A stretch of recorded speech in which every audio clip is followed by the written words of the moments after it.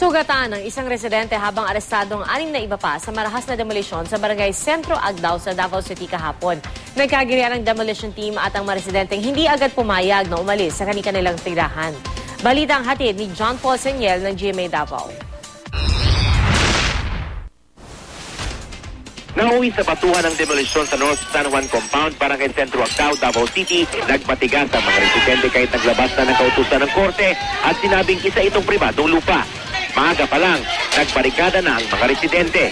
Ang ilan, naghanda pa ng bote at dumi ng tao na inilagay sa plastic bag.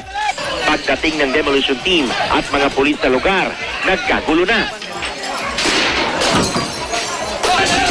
Mas uminit ang pangyayari nang tanggalin ng demolition team ang watawat ng MNLF na pag-aari raw ng mga residente sa lugar. Pag-negotiate muna.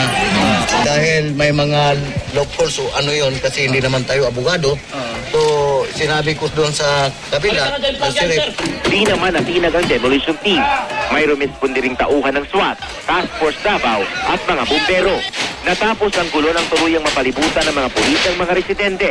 Sugatan ang isang residente. 6 naman ang inaresto, kabilang ang 2 minor de edad. Ayon sa kapitan ng barangay, mas mainam daw kung respetuhin na lang ng mga residente ang court order. I choose not to go there tungkol kay that is the final execution of the right of demolition. Malukoy ko sa mga tao. Nangako naman ng City Social Services and Development Office ng Davao na tutulungan ang mahigit 30 pamilyang nawala ng tirahan. John Paul Senyel, GMA News.